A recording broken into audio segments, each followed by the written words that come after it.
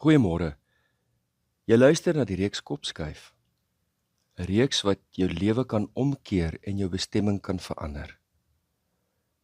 Ek loop al vir die afgelope paar maande rond met die begeerte om vir julle 'n guns te vra. Sal julle asseblief hierdie oggendoordenkings ook vir jong mense aanstuur? Of beter nog, hulle direk uitnooi om deel te word van hierdie oggendoordenkings, hierby aan te sluit. Aangesien ons gaan praat oor intelligensie, selfbeeld, vermoëns, selfvervullende profeseë, aangeleerde hulpeloosheid, depressie en ook die verandering van denke, wil ek asseblief vra dat julle jong mense uitnooi, hoërskooljeug, studente en jong werkendes, dat hulle by hierdie reeks aansluit. Ek deel vanoggend direk na die oordeenking weer die skakel om met hulle te deel. Vanoggend is die 96ste oordeenking en die tema is IK en EK. Dis merkwaardig hoe twee letters soveel simboliese waarde kan hê. Jy kan maar net sê IK en almal weet waarna jy verwys. Hoeveel Jan publiek werklik weet van IK is 'n ander saak. IK staan natuurlik vir intelligensie-kwosiënt. Die resultaat van 'n standaardtoets om iemand se intelligensie weer te gee, gemeet teen die gemiddeld wat daar is in die samelewing. Maar ek sal graag wil byvoeg, klaarblyklike intelligensie, want is nie so eenvoudig nie. Verskeie kenners wys op die tekortkoming van IK-toetse en ook dat die gemiddeld van IK-toetse elke geslag met 10 punte weer aangepas moet word, aangesien intelligensie bly styg. Dit dui dus daarop dat opvoeding en onderrig 'n uitwerking daarop het. Gepraat van die simboliese waarde van letters, die omgekeerde letters KI is vandag op almal se lippe, kunsmatige intelligensie. Maar daaroor praat ons later. Ons moet in gedagte hou dat IK-toetsing gebaseer is op 'n bepaalde manier om die mens te verstaan. Asof jy die mens deur 'n gestandaardiseerde toets kan opweeg, meet en 'n uitslag kan gee. Ons almal weet dat nie alle topstudente op skool 'n sukses van hulle loopbane maak later nie. En heelwat mense wat op skool gemiddeld vaar of selfs uitval. Daar is duisende voorbeelde daarvan. Maak 'n reuse sukses van hulle lewens later. Gemeet dus aan hoe intelligensie op skool gemeet word, is sulke mense buite rekening. Angela Duckworth, wat die leeswaardige boek Grit geskryf het, vermeld die obsessie van die samelewing met intelligensie. Een van Amerika se suksesvolste maatskappye het net die slimste en die skerpste mense in diens geneem. Die tydskrif Fortune het hierdie maatskappy vir 6 jaar opeenvolgens as Amerika se mees innoverende maatskappy aangewys. Elke jaar is die onderste 15% van presteerders se muur afgedank en vervang met meer suksesvolle, slimmer en skerper werknemers. Weet jy van watter maatskappy sy praat? Miskien lui 'n klokkie as ek sê Enron. Die maatskappy wat in 2001 ineengestort het en tot op datum die grootste korporatiewe bankrotskap verteenwoordig in die geskiedenis van die VSA. Die punt is, die waarde en bydrae van mense moet op 'n breër spektrum gemeet word as bloot IK. Ons is dankbaar vir hoogs intelligente mense. Deur die eeue het hulle ons met groot skuwe vorentoe gevat. Maak geen fout nie, die samelewing bewonder inderdaad die vermoë van sulke uitblinkers. In ons wêreld het hulle nodig. Maar ons moet versigtig wees om 'n mens alleen te beoordeel op grond van die uitslag van IK-toetse.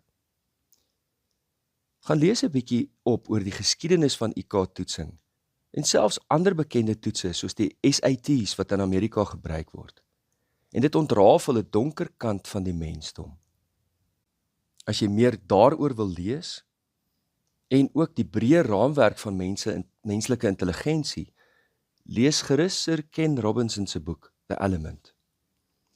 Ek skaar my by vele akademici wat van mening is dat die mens se intelligensie nie deur gestandardiseerde toetsing gemeet kan word nie.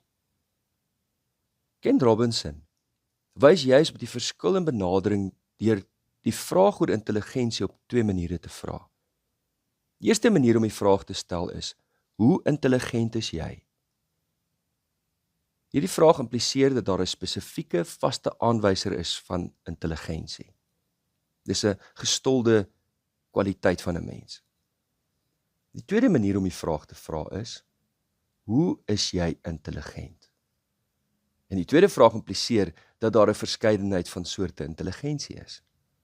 Howard Gardner, professor in sielkunde by Harvard, sê ons beskik nie oor 'n enkele intelligensie nie, maar oor 'n verskeidenheid, soos taalkundige, musikale, wiskundige, ruimtelike, beweeglike, interpersoonlike en intrapersoonlike intelligensie.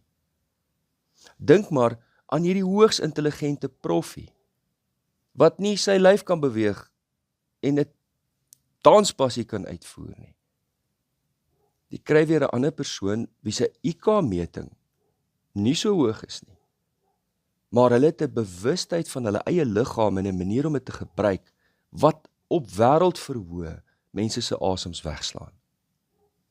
Daniel Goleman het baanbrekerswerk gedoen om emosionele en sosiale intelligensie na te vors. 'n Soort intelligensie wat, volgens hom en ander se navorsing, baie meer te doen het met sukses en met geluk as kognitiewe intelligensie. En dit bring ons by EQ en nie alleen IQ nie. EQ staan vir emosionele kwosiënt. Ons praat vandag van emosionele intelligensie, waar IQ 'n mens se vermoë toets om dinge aan te leer, op take te fokus, objektiewe inligting op te roep en te onthou, hoe jy redeneer en berekeninge kan maak, abstrakte en analitiese denke kan gebruik. Verwys EQ na die nie-kognitiewe dimensies van ons intelligensie, soos om jou sosiale omgewing te kan lees, om intuïtief aan te voel wat ander mense wil hê, of wat hulle nodig het, 'n begrip vir jou eie en ander mense se sterk en swakpunte, om stres te hanteer, en basies 'n innemende en welwillende mens te wees. Ek sou dit nie kognitiewe dimensies noem nie.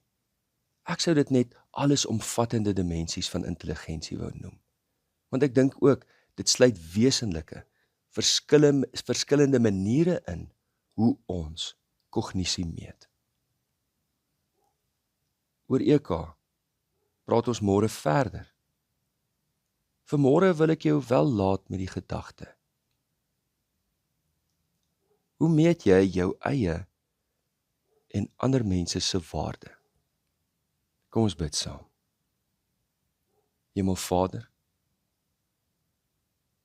U het ons wonderbaarlik geskape en wonderbaarlik verskillend. Die wêreld is geneig om ons in boksies te druk, om ons te weeg en ons te lig te bevind. Die wêreld is geneig om op sommige mense se lewenspad 'n snelweg oop te stel. En ander weer, hekkie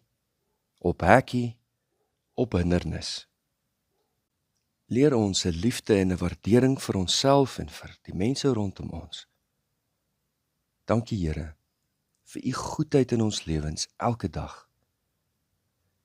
Help veral ons jong mense en ons kinders om hulle eie waarde nie te meet in sosiale media, die stemme van mense, toetsing of watter instrument daar ook al is wat hulle lewens, hulle karakter wil kleiner en kleiner maak nie. Ons bid, o Heer, dat U die waarheid in ons harte en ons gedagtes sal bly influister deur U Heilige Gees. In Jesus naam bid ons dit. Amen. Liefde en 'n geseënde dag verder.